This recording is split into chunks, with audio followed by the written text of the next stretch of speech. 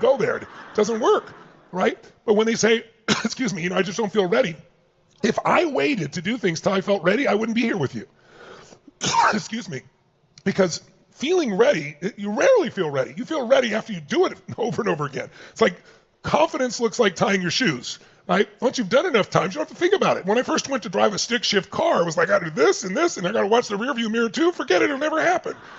But once you do it enough, so you don't, if you wait till you feel ready, you never drive. You got to drive. You got to put yourself in the seat. You got to put yourself on the line. You got to do a few things. Now you get to have a co-pilot called Gigi, right? You get to have a co-pilot with us guiding you every step of the way. You got a co-pilot called your community. So you're not alone. That's the best part. Every step of the way, we're here to be able to assist you. But you can't wait to quote you're ready. Now, I'll tell you the philosophy that changed me when I first met my teacher, Jim Rohn. I remember talking about I didn't feel ready. There were certain things. I didn't feel like I was old enough. I didn't have enough skill. And he said, Tony, he said, all you need to do is live the philosophy of stretching. I said, well, what is that? I've never heard of it. He said, the philosophy of stretching says this. If you say I can't do something, then you must. And I said, well, that sounds crazy. If I can't jump off a cliff, then I must. He said, no, don't be stupid. Right? He said, think of it this way. If there's something that you know, if you did it, you'd be a better man, a better husband, a better friend, a better business person, a better you. And you know it would work and you don't do it, you must do it. You can't even think about it. So as soon as you say I can't, say I must, and just do it. And if you develop that habit, your life will change. I said, well, that doesn't feel like a very secure life. He said, if you want security, go to prison, right? There's plenty of security. But if you want freedom, you have to step up. And when you say I can't do it, just say I must and make it your habit. And I got to tell you, thanks to Jim Rohn, it's been my habit for almost 40 years. And so much of my life I've done because it's like, when I'm not ready.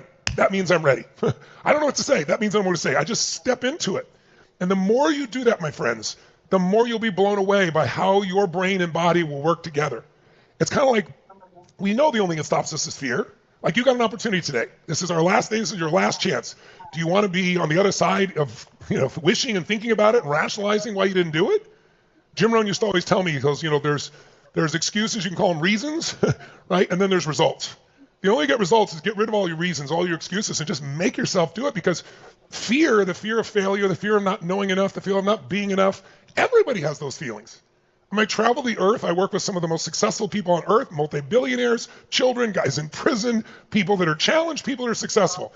All of us have these fears. They're part of the human being. We were trained. We have a 2 million-year-old brain. And that brain was not trained to make you happy. It was trained to make you survive. And there's a big difference, isn't there?